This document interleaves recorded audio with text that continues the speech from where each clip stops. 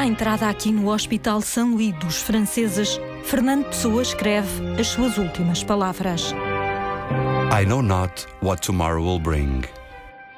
A primeira coisa que trouxe é a morte, né? Morreu no dia seguinte e trouxe também muita celebridade, muitos anos depois, na sua vida póstuma. Só que quando ele escreveu essa frase, que parece que é uma citação de Horácio, ele não estava a pensar nisso. Ele estava a pensar, era no depois da morte, que foi uma obsessão toda a sua vida, não é? O que havia além da curva da estrada. La costanza tirata del cuore detestiamo quel morbo, quel morbo crudele. Fernando Pessoa nasceu numa família culturalmente atenta, não é? E tanto o pai como a mãe interessavam-se muito na literatura.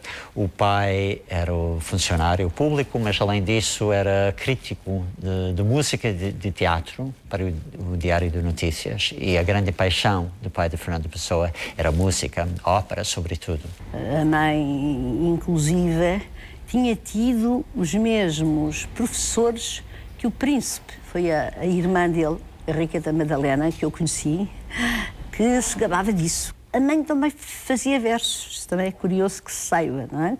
É claro que isso terá ajudado o rapazinho, com certeza, embora ele escreva, que aprendeu a ler sozinho, muito cedo. 4 anos ou assim, ele já sabia ler. Fernando António nasce de resto mesmo em frente ao Teatro da Ópera. Nesta casa, hoje de advogados, no Largo de São Carlos. O largo que diz ser a sua aldeia, onde tantas vezes houve o sino da Igreja dos Mártires, imortalizado para sempre na sua poesia. Ó sino da minha aldeia, dolente na tarde calma, cada tua badalada soa dentro da minha alma. E é tão lento o teu soar? Vive feliz no largo do Teatro da Ópera. E como uma normal criança, a mãe vai guardando recordações, como o cabelo do primeiro corte. Até aos 5 anos teve aquele largo para brincar cá embaixo, andar de triciclo, como se vê numa fotografia. Fernando Pessoa tem 5 anos quando o pai morre, tuberculoso, e 6 meses depois morre o pequeno irmão com 1 ano, Jorge. São anos dramáticos da sua vida. As mortes do pai e do irmão são acompanhadas de mais mudanças. A família muda-se para uma casa mais modesta, na rua de São Marçal, com a avó paterna, já demente. E a mãe encontra um novo amor com quem se casa e com quem planeia partir para a África. Fernando deverá ficar para trás. Quando se falava de ir para a África, as pessoas tinham a sensação de que iam tirar um bilhete de lotaria para a morte, porque na África havia muitas febres, era o que se dizia. Então a família encarou deixá-lo com a tia, com a família da mãe, em Portugal. E então lá ele chega um dia na sala onde está a mãe e recita-lhe uns versos, a famosa quadra a mãe, que diz eis-me aqui em Portugal, nas terras onde eu nasci. Há uma outra versão que é ó terras de Portugal, ó terras... Ó terras onde nasci, por muito que gosto delas, ainda gosto mais de ti. E perante essa declaração de amor em forma de quadra, ela não podia resistir, não é? E parece que sim, que foi isso que decidiu, o facto de ser poeta, que decidiu definitivamente da sua vida. Ele acompanhou a mãe para Durban. O padrasto, o João Miguel Rosa, fora colocado em Durban como cônsul. Fernando segue para lá e aí recebe a melhor das educações literárias. E a literatura ele devorava. E então era todos a literatura inglesa, sobretudo, né? Milton e Shakespeare, que eram os seus ídolos, mas também os românticos ingleses, Byron, Shelley, Wordsworth, Keats. Fazia 2 anos num ano, os professores achavam que ele aprendia tão depressa que o passavam de ano, que não foi bom para ele, porque ele estava isolado, ele estava com rapazes que tinham 2 anos mais do que ele. Porque ele andava mais depressa que eles nos estudos, não é? Ao ponto, depois de ganhar mais tarde o tal prémio Rainha Vitória para melhor composição em inglês. Isto num exame que faziam lá na África do Sul para entrar na universidade. A universidade, no entanto, vem frequentá-la em Portugal. Inscreve-se aqui em letras que depressa abandonará. Fernando Pessoa tem 17 anos quando regressa a Lisboa. Para sempre, e aqui para sempre, se sentirá estrangeiro. Um amigo íntimo é um dos meus ideais, um dos meus sonhos cotidianos. Embora seja certo que nunca chegarei a ter um verdadeiro amigo íntimo, nenhum temperamento se adapta ao meu. Durante 3 anos, em Lisboa, ele escrevia praticamente só em inglês. Continuava a escrever muita poesia, ou com o nome de Charles Robert Anon, ou então em nome de Alexander Serge. E em português praticamente não escreve nada. Porque o que ele queria, e deixou isso escrito, era ser um criador de cultura, um criador de civilização. E tinha em mente, precisamente, contribuir para melhorar o ambiente cultural português. Projetos terá imensos, até para divulgar a cultura portuguesa no estrangeiro. A sua cabeça é um turbilhão de ideias, de poesias, de pensamentos. Só era um vulcão, né? Quando ele escrevia a qualquer hora, em qualquer sítio, em casa, nos cafés, nos escritórios, e era caótico. Ele tinha o mau hábito de escrever em papéis soltos. Bom, isso por uma simples razão, porque ele chegava a um café, por exemplo, e imediatamente se socorria do primeiro papelinho que tinha à mão para rabiscar um poema ou, digamos, uma reflexão. Então, às vezes, no mesmo papel, num canto há um poema de Ricardo Reis, no outro canto umas considerações sobre, sei lá, sobre algum aspecto da sociologia, no outro canto um trecho para o livro do Desassossego. Ele misturava tudo. O turbilhão de ideias ficará sobretudo guardado na sua arca. Pouco sairá cá para fora. Com Mário de Sá Carneiro, o seu grande amigo, funda a revista Orfeu, que se fica por 2 edições. Em vida, a sua obra andará de resto, sobretudo publicada em revistas. E a que lhe dará mais relevância será a presença de Coimbra. Foi realmente a revista que chamou a atenção para ele, não é? E que lhe deu esse estatuto de mestre que ele sabia que tinha. Bom, reconheceram isso, mas tanto José Régio como João Gaspar Simões, em artigos depois da morte de Pessoa, indicaram que a heteronímia era um jogo que não era o mais interessante de Fernando Pessoa.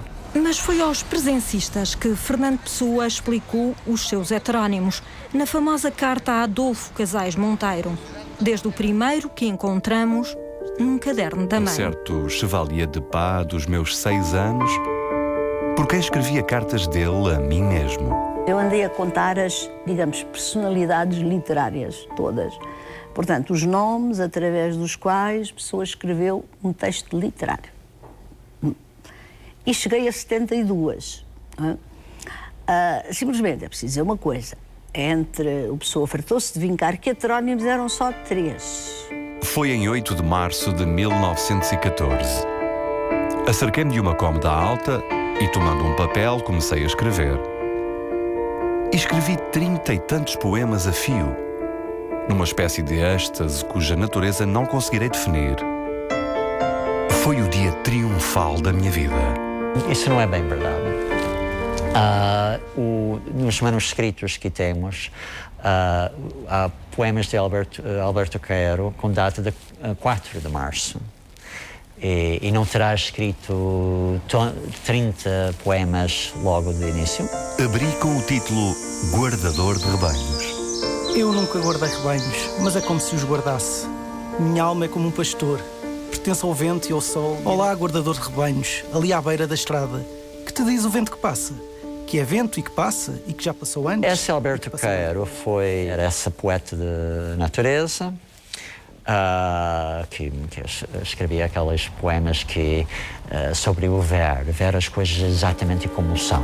Aparecer em mim o meu mestre, aparecido Alberto Queiro.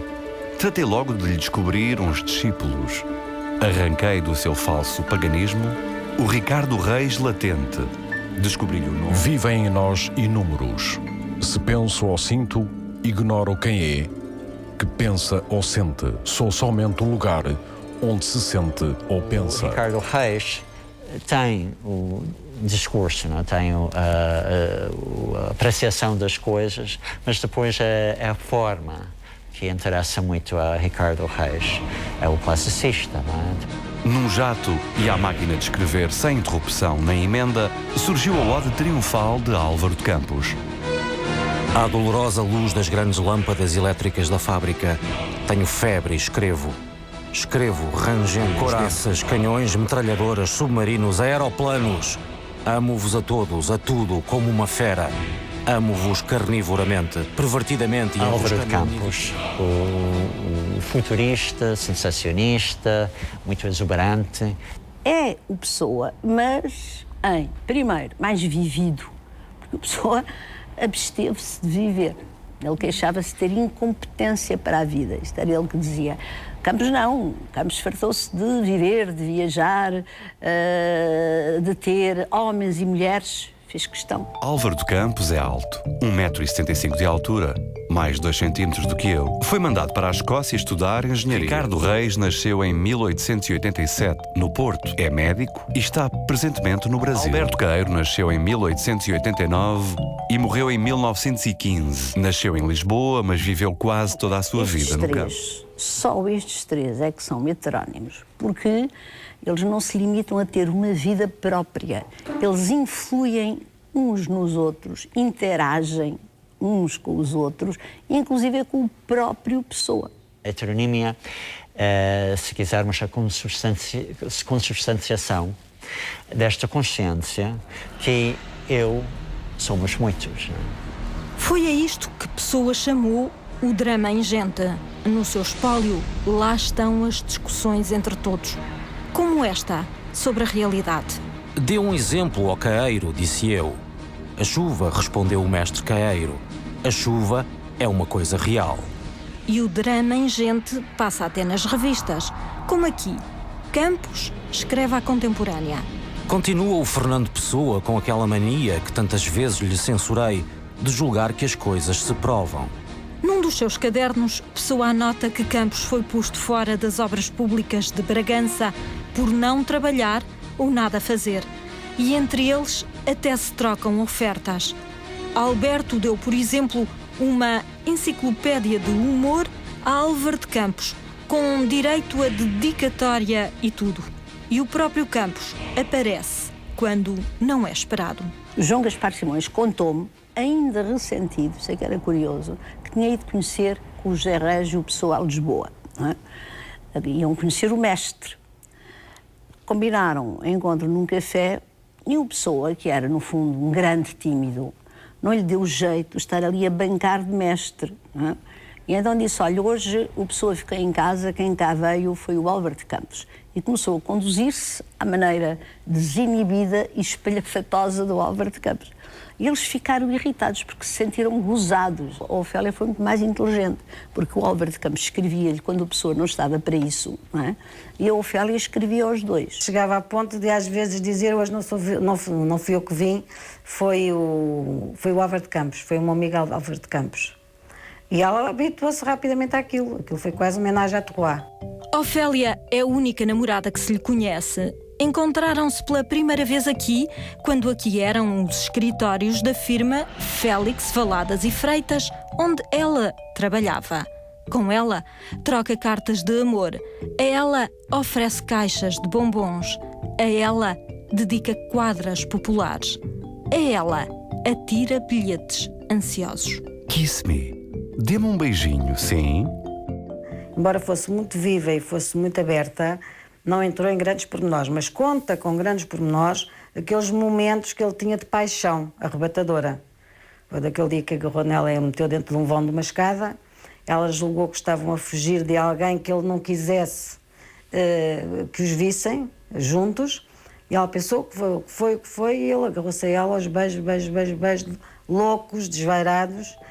O namoro será interrompido e reatado quando Ofélia lhe pede a famosa fotografia no Abel.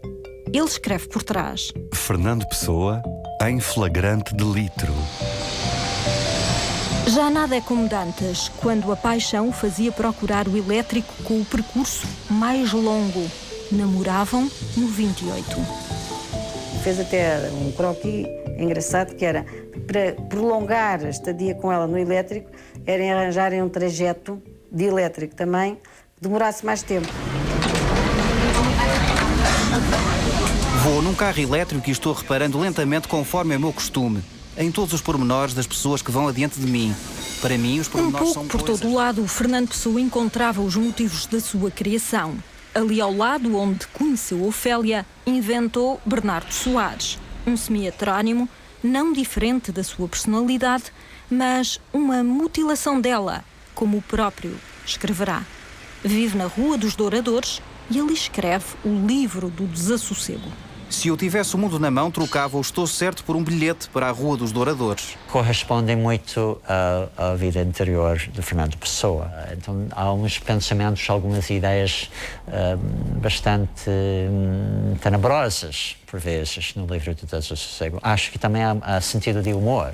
E mesmo nessas coisas tenebrosas, que o leitor pode achar que é assim, mas Pessoa muitas vezes só está a sorrir quando escreve. Não é? O patrão Vasques fez hoje um negócio em que arruinou o indivíduo doente e a família.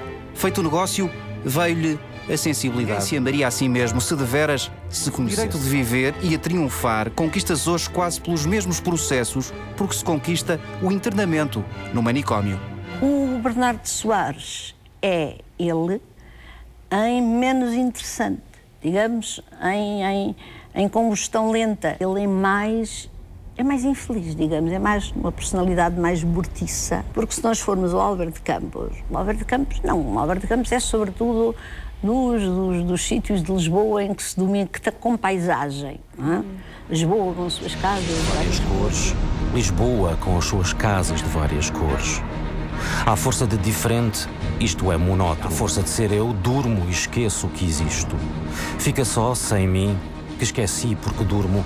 Lisboa com as suas casas. Lisboa com as suas casas de várias cores, onde viveu, trabalhou e onde se perdeu nas tertúlias pelos cafés, está abundantemente na sua poesia. Ele teve uma relação amorosa com Lisboa, isso é muito curioso, não é? Mesmo, seja com a Lisboa do Bernardo Soares da Baixa, seja com a Lisboa do Álvaro de Campos, das amplas paisagens, dos miradores. Outra vez te revejo, Lisboa e Tejo e tudo, transeunte inútil de ti e de mim, estrangeiro aqui como em toda a parte, casual na vida. O Tejo é mais belo que o rio que corre pela minha aldeia, mas o Tejo não é mais belo que o rio que corre pela minha aldeia. Pelo Tejo vai-se para o mundo. Para além do Tejo, há a América e a fortuna daqueles que a encontram. E ali, à beira do Tejo, entre os encontros com amigos, Pessoa galgava ruas, corria de um escritório para o outro para ganhar a vida como empregado a traduzir cartas comerciais. Pessoa recusou ter uma profissão de 9 às 5 e com horário fixo. Né? Trabalhava sempre como freelancer ou como tradutor de literatura, também coisas comerciais, e também era redator de cartas em inglês e francês. Fora disso, ele era um poeta e um pensador. Quando a Ofélia insistia para casarem, ele dizia: não sei se a minha vida de pensamento se coaduna com o casamento. Na sua vida de pensamento, pensou e escreveu sobre os mais variados temas. Ia ao fundo em tudo. Pesquisava, estudava, anotava. E assim foi no campo esotérico. Entre os seus mais de 27 mil papéis, quase 10% são dedicados ao esoterismo. Numerologia, alquimia, cabala, cartomancia ou até mesmo I Ching. E, sobretudo, astrologia. Neste campo, faz nascer mesmo Rafael Baldaia, astrólogo e criador de uma nova teoria astrológica. E que Fernando Pessoa sabia tanto astrologia que ele próprio, na sua prática astrológica, percebeu que podia ter criado e desenvolvido um novo método astrológico. E então ele responsabiliza, vamos lá, o próprio Rafael Baldaia como se fosse o autor daquela nova teoria, que se chama a Nova Teoria dos Períodos Planetários. Pessoa, ou melhor, Rafael Baldaia, até tinha um pressário para a leitura do horóscopo. Mas não se sabe se alguma vez terá lucrado com a astrologia. Certo é que Pessoa fez cálculos da vida de celebridades, mapas para gente comum e mesmo para Portugal. E não esqueceu os heterónimos, garantindo, entre todos, a união dos 4 elementos. Ou seja, assim ele atinge a perfeição. Fernando Pessoa tinha ascendente escorpião, por isso um ascendente ligado à água. O Alberto Queiro era carneiro com ascendente leão, portanto ligado ao fogo. Depois os outros dois, cada um deles, respectivamente, vai ter o ascendente ligado à terra ou ao ar. Portanto, no fundo, a própria família heteronímica é a reunião perfeita dos 4 elementos da antiguidade. E toda a sua vida foi passada a pente fino no trânsito dos astros. As mortes do pai e do irmão ali estão assinaladas numa conjugação astral negativa. E o encontro de Ofélia a coincidir com um trânsito positivo. Ao lado, a nota apenas: fantástico. Se nós vimos bem, a nossa cabeça tem algumas depressões e elevações. E ele, conforme isso, estudava essas depressões e elevações da cabeça, do crânio, e depois escrevia o nome dos irmãos e aquilo que ele achava que isso queria dizer para cada um. É de um homem muito diferente que Manuela Nogueira se lembra. Pessoa era o tio Fernando, o tio que a viu nascer, o tio favorito das crianças. Ele estava sempre do lado da criança. Ele não era um disciplinador, ele era um indisciplinador. Era o tio das brincadeiras. Eu era muito pequenina e fazia-lhe a barba, não é? Que sentava no sofá, ele sentava-se no sofá azul, na Rua Coelho da Rocha, e eu ia buscar os ingredientes. E depois ele fingia que eu punha sabão nos olhos, fingia que eu lhe magoava as orelhas, e havia assim uma espécie de um diálogo divertido, porque ele era muito divertido. E depois daquilo ele pagava-me, o que eu achava divertidíssimo, e eu ia à leitaria e ia comprar chocolates. Come chocolates pequenos. Come chocolates. Olha que não há mais metafísica no mundo senão chocolates. Olha que as religiões todas não ensinam mais que a confeitaria. Come, pequena loura, come. Pudesse eu comer chocolates com a mesma verdade com que comes, mas eu penso, e ao tirar o papel de prata, que é de folhas de estanho, deito tudo para o chão, como tenho deitado a vida. Aquele que é um dos poemas mais importantes da sua obra, curiosamente começou por se chamar Marcha da Derrota. Mas para as crianças não existia este Pessoa desiludido e triste. Para as crianças, a poesia era outra. Só me lembro dos mais malcriados, que não vou dizer aqui, como todas as crianças, fixam aos mais malcriados. Mas aqueles que são malcriados mesmo? Sim. Com asneiras? A asneira não, a asneira grave. Mas assim, as asneirazinhas, para nós nos rirmos, tinha que ser umas asneiras, não é? Uma criança, para se rir, tem que ser sempre asneira. Para o público, Manuela Nogueira deu a conhecer apenas os poemas mais inocentes. A Ibis, a árvore do Egito. Pousa sempre sobre um pé, o que é esquisito. É uma ave sossegada, porque assim não anda nada. Uma cegonha parece, porque é uma cegonha. No comboio descendente, vinha tudo à gargalhada. Uns por verem rir os outros sem ser por nada. No comboio descendente, pequenos óculos quebrados. Também escrevia sobre sei lá, uma constipação. Tenho uma grande constipação. E toda a gente sabe como as grandes constipações alteram todo o sistema do universo. Zangam-nos contra a vida. Depois, há textos da atualidade de então que voltam a fazer sentido. Mandado de despejo aos mandarins da Europa. Fora. Merda! A Europa tem sede de que se crie, tem fome de futuro. A Europa quer grandes poetas, quer grandes estadistas. Há vários poemas a ridicularizar o Salazar. é feito de sal e azar. Este senhor Salazar é feito de sal e azar. Se um dia chove, a água dissolve o sal e sob o céu fica só o azar. É natural. Oh, que os diabos! Parece que já choveu. Ironia do destino será por causa do regime que publica o seu único livro em português em vida. O amigo António Ferro, responsável pela propaganda, convenceu-o a concorrer ao prémio do Secretariado Nacional da Informação com a mensagem: Quem te sagrou, criou-te português. Do mar e nós em ti nos deu sinal. Cumpriu-se o mar e o império se desfez. Senhor, falta cumprir-se Portugal. Nunca houve nenhuma adesão ao regime. Nunca publicamente a Pessoa mostrou um mínimo, nenhum apoio. Mas o Pessoa nem sequer chega a ir a receber o próprio prémio na Pois, mas isso, ele não foi, eu penso que não foi essencialmente porque o ia receber das mãos de Salazar. E ele já não gostava de Salazar. Fernando Pessoa tem finalmente um livro publicado. No seu exemplar pessoal ainda faz correções.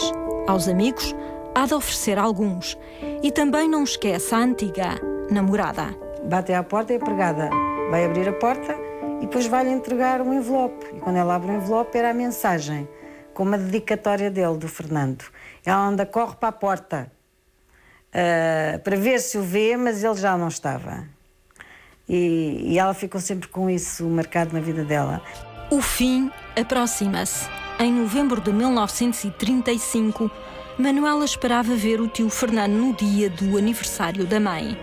Ele não aparece. Lembro-me que o meu pai foi de comboio para Lisboa, porque o telefone estava variado, bateu à porta da Rua Coelho da Rocha, onde era a nossa casa, em frente, onde é que estavam as vizinhas, e as vizinhas disseram que ele tinha ido para o hospital de urgência.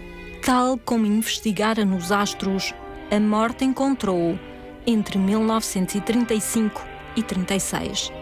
A 30 de novembro de 1935, Fernando Pessoa morreu aqui no Hospital São Luís dos Franceses. Deixa uma última frase. Pessoa tinha uma teoria sobre a imortalidade na literatura, e era assim, que o gênio nunca pode ser conhecido pelos seus pares, pela sua geração, porque o gênio está sempre à frente. O Pessoa sabia que escrevia para a posteridade, ou então, melhor ainda, ele escrevia porque sim. Era muito apreciado nos meios intelectuais, mas quando morreu não se percebia exatamente porquê Fernando Pessoa era importante. Os amigos intelectuais prestam-lhe a devida homenagem na morte e recordam o poeta intemporal nos jornais. Hoje anda pelas bocas do mundo, muitas vezes sem saber que é dele o que dizemos. Tudo vale a pena, se a alma não é pequena. Todas as cartas de amor são ridículas. Minha pátria é a língua portuguesa. Prefiro rosas, meu amor, à pátria. Primeiro estranha-se, depois entranha-se. Há metafísica bastante em não pensar em nada. Não sou nada. Nunca serei nada. Não posso querer ser nada. À parte disso, tenho em mim todos os sonhos do mundo. Ai, que prazer não cumprir um dever. Põe quanto és, no mínimo que fazes. O melhor do mundo são as crianças. Da mais alta janela da minha casa, com um lenço branco, digo adeus aos meus versos, que partem para a humanidade. Amanhã também eu me sumirei da Rua da Prata, da Rua dos Douradores, da Rua dos Fanqueiros.